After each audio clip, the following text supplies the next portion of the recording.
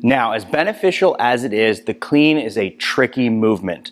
The reason being that full movement of a floor to shoulder pull is actually broken down into a whole host of different derivatives because that full movement is very tricky to get done correctly.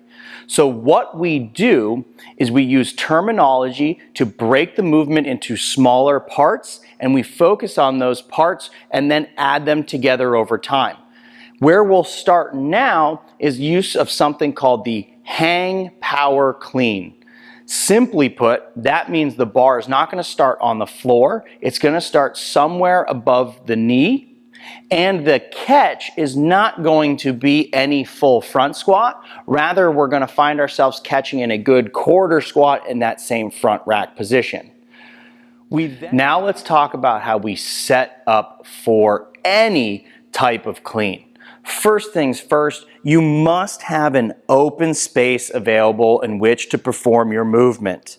You might have a lifting platform, you might just have a rubberized open floor. Either is fine. What it needs to be is clear of other equipment or other people. Nobody should ever be standing directly behind, in front, or to the side of you as you clean. You'll also notice that we've brought out our rubber bumper plates. If we get into weighted cleans, you really want to be working out with bumpers in case you need to fail a rep, as we'll talk about later in this video.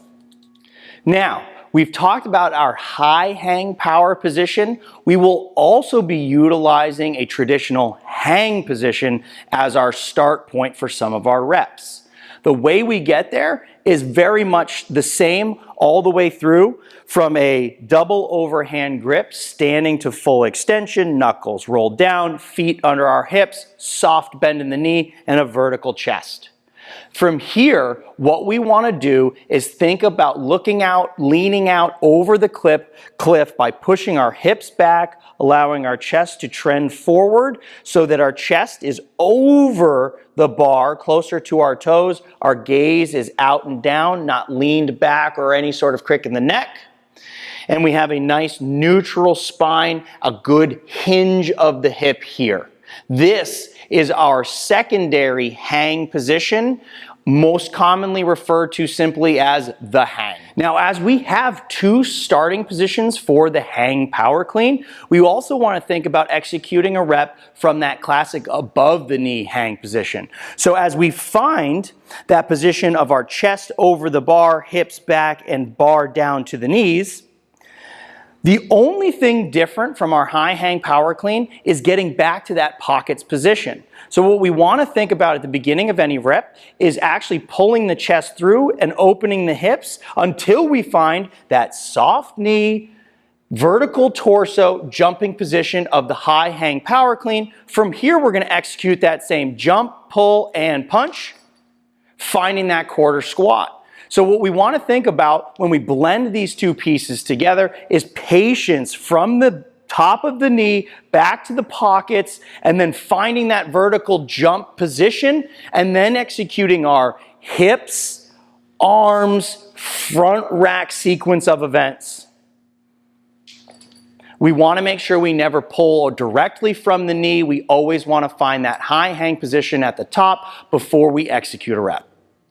As with all of our barbell lifts, we always want to be prepared for a failed rep. Once we begin adding weight, there will always come a time when you are unable to complete the lift as intended, and you just want to be prepared. The first thing that we need to say is when you are cleaning any variation, there are no spotters.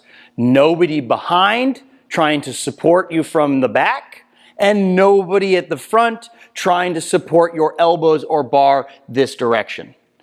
Okay? Now, when it comes time to failing a lift, however, we recommend something called a bail. You might fail the rep in one of two ways. First, maybe you're not able to pull the bar up to the front rack position, in which case we're just going to drop and push that bar away and make sure that we step back and away from the barbell. You might find yourself able to get it up to a front rack position, but one that is not safe or efficient, in which case we need to push the bar and hop away and let the bar travel away from our body. This is why we lift with nobody around us. I also want to make sure that we're well aware that the clean is much like the deadlift. There are a lot of reps in which you could probably move the weight from your starting point to your finish point, which is not actually a successful rep because you have lost all technique. You want to avoid any chance of a weird injury because you're catching the bar funny, because you're pulling the bar funny. You want to keep yourself accountable to proper technique. So think of failed reps as anything that isn't moved with precision, control, and bar speed. Remember, it's about the movement, not the weight.